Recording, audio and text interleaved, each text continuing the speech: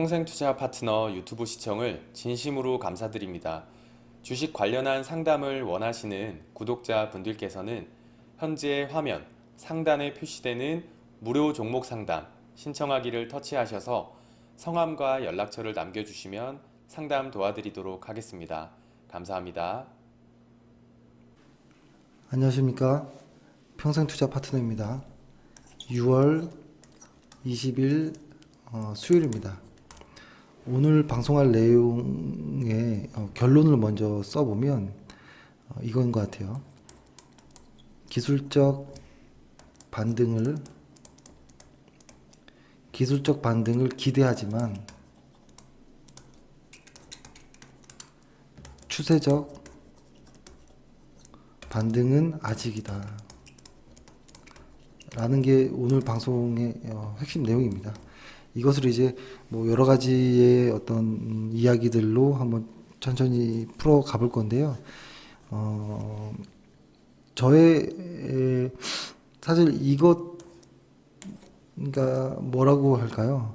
그러니까 이렇게 보면 어떨까 싶어요. 예를 들어서 그러니까 저희가 언젠가 한 2주 전쯤인가 말씀드렸던 부분이 2주인가요? 3주 전쯤에 말씀드렸던 부분이 우리는 이번 연도에 어떠한 상하단을 2350부터 2800까지 본다. 다만 2800으로 가려면 2500을 돌파해야 되고 그 다음에 신고가였던 2600을 돌파한다면 2800까지도 한번 볼 수 있지 않을까라는 생각을 했고요. 그 다음에 2350이라고 저희가 얘기를 들었던 부분은 뭐냐면 PBR 밴드로 본 것입니다.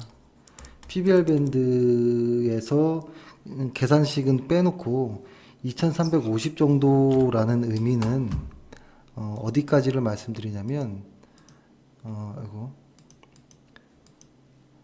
너무 많이 왔나? 2017년 초반에 요 정도 구간, 그리고 2016년도에 이 언저리 구간, 그리고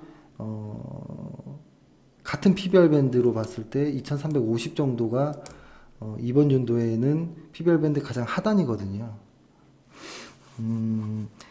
근데 지수는 높아졌죠. 지수는 높아졌고, 근데 지금은 좀 낮아졌고 했지만 이것은 이제 기업 실적들이 커지는 부분을 감안해서 PBR 밴드로 봤을 때 아래가 2350 정도가 그냥 계산적으로 아주 유치하게 단순하게 산수로 그 정도로 본다 라는 이야기를 했었고, 아마 중간선거 언저리까지 혹시 2800포인트를 돌파하지 않을까 한 번은, 대신에 2500과 2600을 순차적으로 어떻게 돌파하는지를 좀 봐야 되지 않을까 라는 이야기를 드렸는데요. 그렇다 보면 지금 현재가 코스피가 2350 이 언저리에서 왔다 갔다를 좀 하고 있는데, 예를 들어서 이런 거죠. 여기를 만약에 지수가 이렇게 가고서 이렇게 돌파해서 간다라고 할 때 그건 미래의 이야기잖아요. 근데 우리가 예상하기로는 이 정도가 PBR 밴드의 최근에 코스피의 PBR 밴드로 보면 가장 저점인데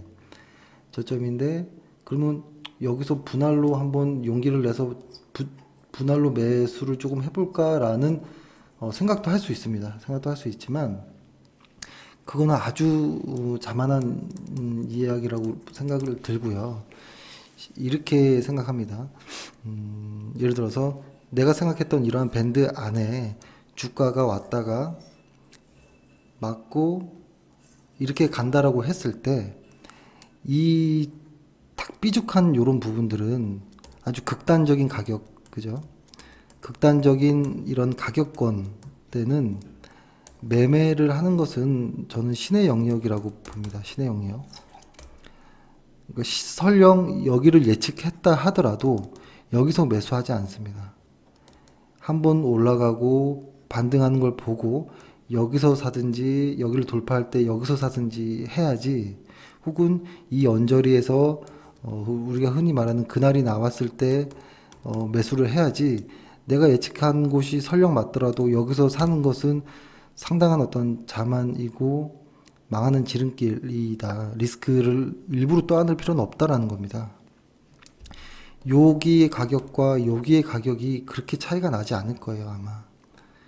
그렇게 생각을 하고요. 그 다음에 또 하나는 최근에 이런 이야기를 합니다. 회원분들 중에서 많이 얘기하시는 분들이 있어요. 심지어 직원들까지도 얘기하는 분들이 있는데, 저희가 아주 운이 좋게도 과거 때 보면 뭐 이런 구간에서 매도하고 또 매수하고 또 매도하고 매수하고 또 매도하고 여기 잠깐 여기였나요? 이연절에 매수 매도를 한번 짧게 하고 그 다음에 다시 매도 한 상황이잖아요. 그러니까 지수의 고점과 저점을 너무 잘 맞췄다. 그러면 ETF로 인버스를 한번 해야 되는 거 아니냐라는 생각을 하는데요. 설령 이것도 마찬가지예요. 설령 이 구간에서 매도를 하자라고 하고 설령 맞췄다 하더라도 ETF는 너무 위험합니다. 너무 위험하고 일단 위험하다라는 게 가장 큽니다. 가장 크고 설령 맞췄어도 당분간은 하지 않으려는 생각을 좀 하고요. 만약에 제가 ETF 인버스를 하려고 마음 먹었다면 선물을 했겠죠. 그죠? 선물이랑 옵션을 했겠죠. 근데 이건 것 같아요. 그러니까 아주 몸이 피곤할 때 어디에 기대면 앉고 싶고 앉으면 눕고 싶고 누우면 자고 싶고 하는 것처럼 이게 계속 그 어떤 사람의 욕망은 저는 혹은 욕심은 커진다라고 보거든요. 저는 지금의 수준에 만족을 하고요. 답답할지언정 지금과 같은 좀 안전한 매매를 했었기에 한 20년 정도를 저와 제 가족들 주변 사람들을 잘 건사하고 이렇게 별 탈 없이 살아왔거든요. 그러니까 그런 이유입니다. 그러니까 리스크를 저는 싫어한다라는 게 가장 첫 번째인 거고요. 이것이 한 번에 어떤 욕심들이 커지면 혹은 어떤 자신에 대한 어떤 과대 어떤 기대가 생기면 나중에 이런 구간들 있죠. 이런 구간들, 요런 구간들에서 이런 것을 한번 맛보면 10년 벌었던 거 다 까먹습니다. 그리고 지금 또한 이만큼 한 10년 번 거 여기서 한 번에 더 까먹고 싶지 않거든요. 리스크를 감내하면서. 그래서 저는 지금의 것을 지키고 조금씩이라도 앞으로 나가고 싶다라는 것이고, 만약에 저의 어떠한 그런 성향이 있었다면 급등주 테마주도 했겠죠. 그렇죠? 뻔히 건설주들 초입 구간에도 말씀드렸었잖아요. 그죠? GS건설, 뭐 현대건설 이렇게 시작되기 전에 미리 좀 움직이는 것 같아 보인다라고 이렇게 말씀드렸는데, 설령 맞췄더라도 리스크가 예상되는 것들은 하지 않는다라는 것을 일단 말씀드립니다. 갑자기 제가 좀 너무 먼 길로 왔는데요. 지수의 어떤 이야기를 드리려다가 말씀드린 거예요. 지수 이야기. 설령 지수가 지금 2300포인트에서 2350에서 반등을 슬슬하고 그날이 나오고 하면 매수를 하겠죠. 그날이 나올 때. 혹은 어떤 신고가를 돌파할 때 2500포인트를 돌파할 때 매수한다든지 하는 것은 정해진 어떠한 원칙에 따라서 하는 것인데, 단지 오늘 하루에 어떠한 되돌림, 반등으로 시장이 완전히 추세적으로 변했다라고 말씀드리긴 좀 어렵습니다. 특히 오늘 코스닥을 한번 먼저 보면, 코스닥을 보면 지금 개인 투자자분들이 가장 궁금해하는 쪽이 코스닥이에요. 그죠? 코스닥이 마치 과거의 이런 중요한 자리처럼 반등이 톡톡톡 기가 막히게 잘 나왔어요. 다만 거래량은 조금 부족하긴 하지만, 그죠? 부족하긴 하지만 전에도 거래량은 좀 부족했던 부분이었거든요. 아주 반등의 모습이 나오니까 기술적 어떤 반등을 기대하는 거는 저 역시도 마찬가지입니다. 그 기술적 반등이 모여서 뭐라고 할까요? 그 추세가 형성돼야 되는데 아직 그것까지는 아니다라는 생각을 합니다. 근데 그것 중에 코스닥에서 좀 위험한 것 중에 하나가 뭐냐면 코스닥의 시가총액 1등부터 쭉 이렇게 보면 이 상위주들이 대부분 건강관리 쪽, 그러니까 흔히 말하는 뭐 헬스케어, 뭐 바이오 제약, 뭐 의약 이쪽에 해당하는 종목들이죠. 근데 이들이 일단은 추세적으로 어떤 뭔가 나와야 돼요. 그래야지만 코스닥이 계속 살아갈 수 있는데요. 일단 2018년도 실적으로 보면 가능할 수도 있을 것 같아요. 근데 요걸 하나 보여드리면 최근에 이 건강관리 업종 지수랑 이 업종의 신용융자 추이 오늘 나온 리포트를 보면 오늘은 리포트가 한 40개 정도밖에 안 나왔습니다. 그러니까 시장이 안 좋을 땐 리포트도 내지 않아요. 그거는 조금 이상한 겁니다. 애널리스트들이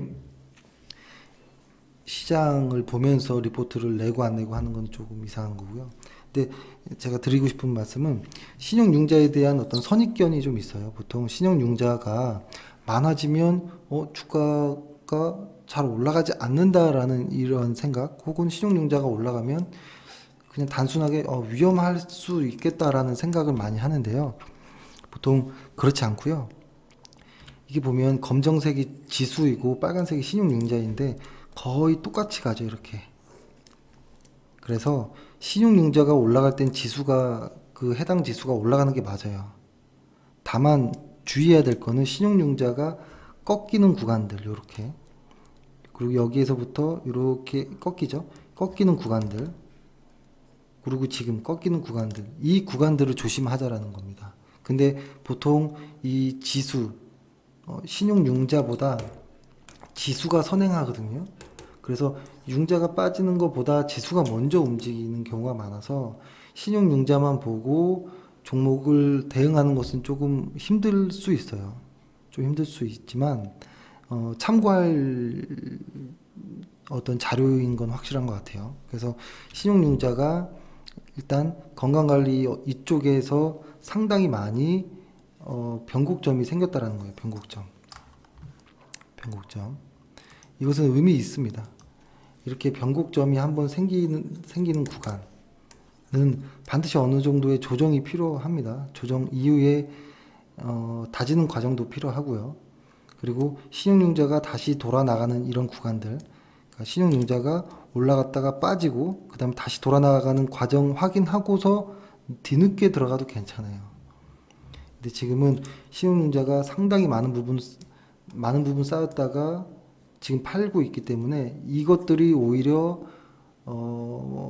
하락의 압력을 좀 줄 수도 있겠다. 그리고 지금 이 신용융자가 어디까지 줄지 모른다라는 것입니다. 어디까지.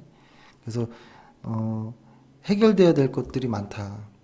하나 더 자료를 더 밑에 걸 좀 더 보면 이게 최근에 4일 동안의 신용융자 추이인데요. 일단 최근에 보면 이상하다라는 생각이 드는 게 분명 코스닥에는 외국인들이 좀 들어왔거든요. 근데 지수가 안 가요. 근데 봤더니 그러면 그 최근에 코스닥 하락의 주범은 기관의 매도였었고 그 다음에 신용융자의 감소였다라고 이제 판단이 돼요. 이제 시장이 다 빠지고 나 보니까 그러니까 그만큼 어떤 자료를 가지고 이런 자료를 가지고 판단하기가 상당히 어렵다라는 것도 되겠죠. 후행적이기 때문에 보면은 이쪽 4일 동안에 상당히 많은 건강관리 쪽에 신용융자가 감소했습니다. 그리고 눈에 띄는 것은 소프트웨어 쪽, 그죠? 그리고 디스플레이 쪽, 이쪽이 지금 다 안 좋잖아요, 그죠? 그리고 최근에 신용융자가 느는 쪽은 뭐 반도체랑 IT 가전 쪽인데요. 그걸 일단 제쳐주고, 이 건강관리 쪽에서 상당히 많은 신용융자의 그 감소가 보이기 때문에 수급에 어떤 악영향을 끼칠 겁니다. 수급의 악영향. 그렇게 되면 코스닥으로 본다면 이 코스닥 지수가 살아내려면 시가총액 상위주인 제약바이오 쪽들이 올라가줘야 되는데 그쪽에 신용융자가 감소하고 기간의 매물 폭탄들이 최근에 나왔기 때문에 오늘의 것은 기술적 반등으로 보는 것이 어떨까 아직은 이라는 생각을 합니다. 그러면 두 번째로, 그러면 너네가 보는 그 바닥은 어떠한 모습이냐라고 질문할 수 있겠죠. 그래서 아마 자주 말씀드리긴 했지만 저희가 보는 어떤 바닥의 모습은 뭐냐면 뭐 여러 가지가 있겠죠. 과거처럼 이렇게 일정한 어떤 특정 어떤 부분에 지지를 재빨리 좀 이렇게 탈출하는 이러한 모습들이 나왔을 때 바닥 하방으로 아직 깨진 않았구나라는 생각도 할 수 있고, 그리고 코스피를 보면 코스피는 조금 더 축소해서 보면 코스피 역시도 사실 지금 이 자리가 오랜 기간 동안의 어떤 중요한 자리거든요. 이 과거부터 쭉 걸려드는 이 자리대들이 많아요. 그렇죠? 이 자리대가 이 가격 구간대를 이때처럼 빨리 회복해 준다면, 그죠? 이때처럼 빨리 회복해 준다면, 이렇게 탁탁 회복해 준다면 아직 하락이라고 보긴 어렵겠구나 라고 볼 수도 있는 부분이 있고요. 근데 다만 최근에 약간이나마 신고가가 나왔거든요. 이 부분만 조금 크게 보면 이 신저가를 이때 깼거든요. 이 신저가가 깨지면 그날이라는 것이 나올 때까지 기다리는 것이 가장 안전합니다. 근데 지금은 약간 반반이 섞여 있는 모습이 있어요. 뭐냐면 일정 가격대를 지지하는지 혹은 신저가, 이 두 가지가 나왔기 때문에 여기를 어제 말씀드렸던 것처럼 이번 주 3에서 한 5일 정도 안에 극복하고 반등하느냐, 반등하면서 그날까지도 나오느냐를 보는 것이 가장 좋을 것 같고요. 만약에 그날이 나오지 않는다면 2500포인트를 돌파할 때까지도 보수적으로 보는 것이 맞겠다라는 생각을 합니다. 그러니까 오늘의 이러한 반등들이 흔히 말하는 뭐 곰과 황소의 싸움, 그러니까 매도세와 매수세의 싸움에서 현재는 누가 이길까라고 한번 보는 거예요. 그러면 그쪽으로 따라가면 되겠죠. 최근에 오늘의 지수를 봐보세요. 지수를 보면 최근에 상당히 많이 매도세가 압도를 하고 있었고, 오늘 처음으로 매수세가 이만큼 나왔는데 요 하나를 보고 매수세가 매도세를 이겼다라고 보는 건 좀 위험해 보입니다. 이것을 예를 들어서 볼린저 밴드로 보면, 볼린저 밴드 80으로 구간으로 좀 보면 지금 이 가격대, 이 볼린저 밴드 이 80이라는 이 가격대, 그리고 볼린저 밴드 하단까지도 벌어져 있거든요. 이렇게 됐죠. 이 중심선이 이렇게 가고 있고 하단선이, 상단선이 이런 상황에서 방향을 아래로 잡았다라는 거. 근데 그것도 이 볼린저 밴드의 이 밖에서 형성되는 이런 가격대, 아주 상당히 극단적인 가격대입니다. 뭐라고 할까요? 약 한 95% 이상의 확률로 이 안에 들어가잖아요. 볼린저 밴드는. 그렇죠? 승수 2로 할 때. 그러면 위아래 빼면 위로 갈 확률 2%, 이 볼린저 밴드 아래로 갈 확률 2%인 거거든요. 그러니까 100에서 2% 정도의 확률로 지금 있는 가격대라는 겁니다. 그러면은 95% 이상의 확률로 이 볼리저 밴드 상단으로 올라갈 수는 있겠죠. 이렇게 내려와 보면 올라갈 수 있듯이, 그렇죠? 올라갈 수는 있겠지만 그것이 추세를 돌렸다라고는 말하지 않습니다. 그것은 단순한 어떤 심리적인 반등, 기술적인 반등으로 보는 것이죠. 그래서 이렇게 극단적인 가격 구간, 흔히 말해서 매수세와 매도세가 치열하게 치고받고 싸우는 이런 구간들에서는 매매하지 않습니다. 매매하지 않고요. 왜냐하면 이것이죠. 뭐냐면 저는 어느 정도로 생각을 하냐면 누군가 매수세와, 그러니까 매수세 매도세를 곰과 그냥 황소라고 해볼게요. 곰과 황소가 한참 싸우는 과정에서 누가 이겼다 말았다 이렇게 말할 필요가 없고요. 싸움이 끝나면 저절로 승자가 결정될 겁니다. 얘든 그때 가면 돼요. 그 방향을 따라가면 됩니다. 그리고 그때도 조금 더 안전하게 하려면 제가 많이 쓰는 표현으로 돌다리를, 이런 말 있잖아요. 돌다리를 두들겨 보고 건너라는 말이 있는데요. 저는 여기다 하나를 더 더해서 돌다리를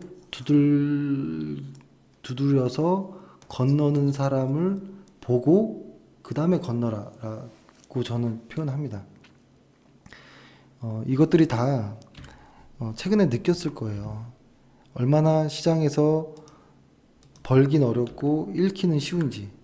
최근에 이 2월 달부터 이런 행보장에서 사실 지금 지나고 보면 지수는 크게 움직인 건 없는 것 같은데 과거에 이만큼 벌었던 거를 이 한 번에 다 잃어버렸던 그 기억들, 그리고 최근에 그러니까 보통 여기서 확 다 잃어버리고 여기서 꽤 많이 잃어버렸잖아요. 그러니까 시장이 그런 것 같아요.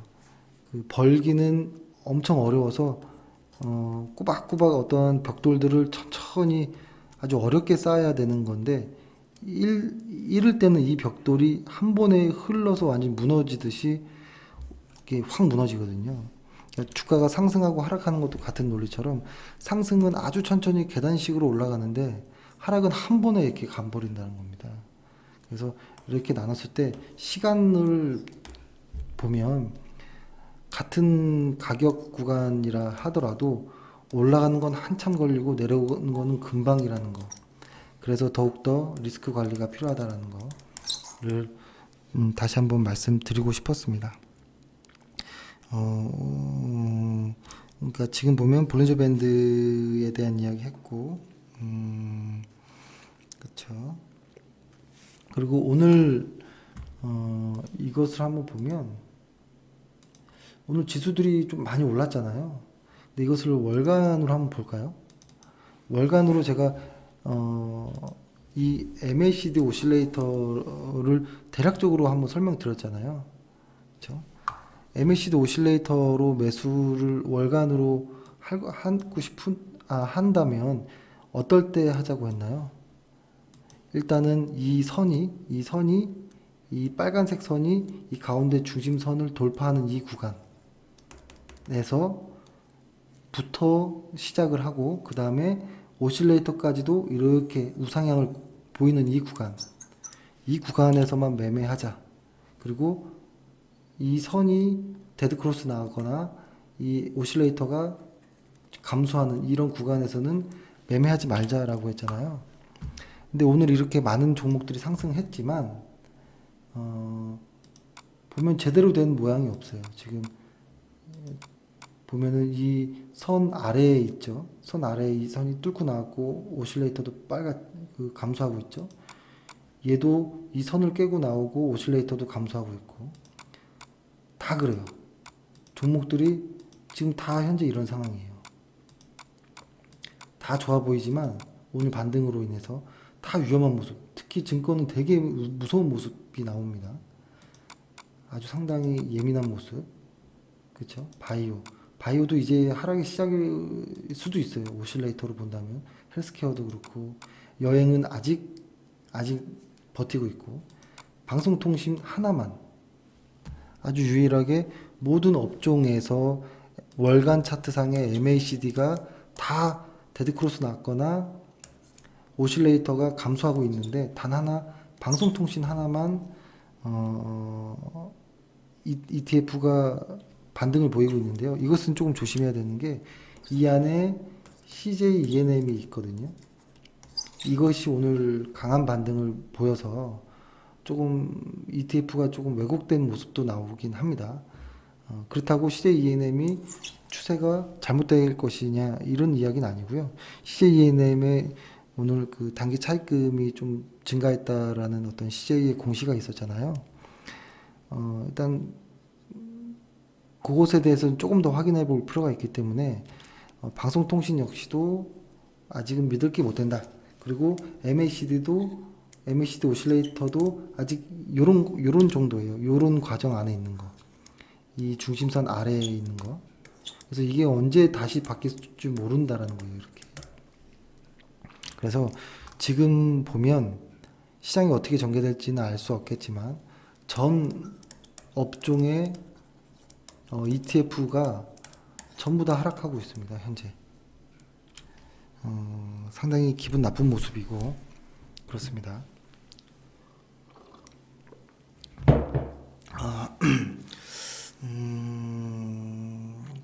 그렇네요. 제가 오늘 너무 안 좋은 소리만 한 것 같네요. 근데 뭐 솔직히 말씀을 드려야죠. 뭐 그렇죠?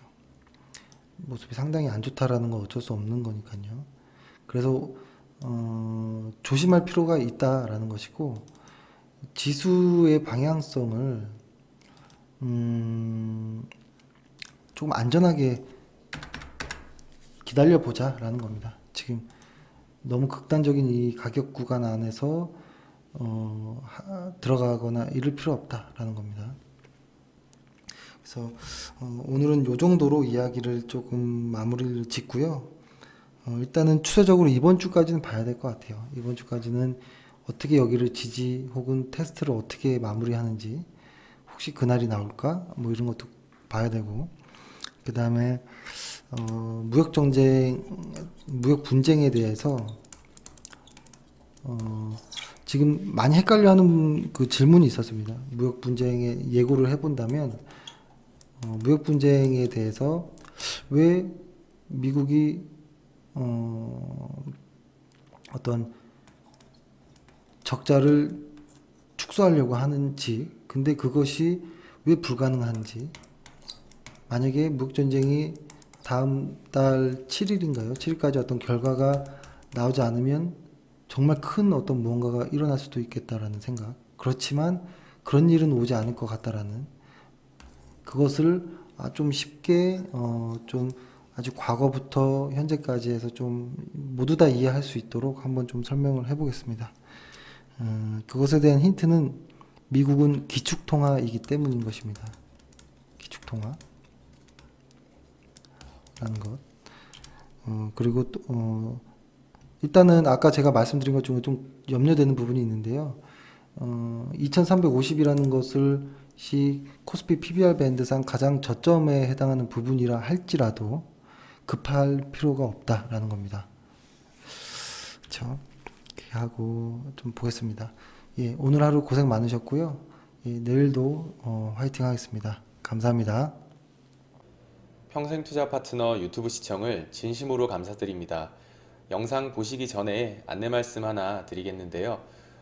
주식 종목이나 앞으로 주식을 어떻게 해 나아가야 할지 고민이 많으신 분들은요, 언제든지 저희 대표번호 1588-5380 번호 있잖아요. 네, 이쪽으로 연락을 주시면은 저희가 성심성의껏 상담 드리도록 하겠습니다. 아니시면은 저희 평생투자 파트너 홈페이지 접속을 하셔가지고요, 그 오른쪽 상단에 여기 무료 체험 신청 버튼 눌러주시고, 요 아래쪽에 성함과 연락처 남겨주시면은 저희가 또 상담 순차적으로 드리도록 하겠습니다. 감사합니다.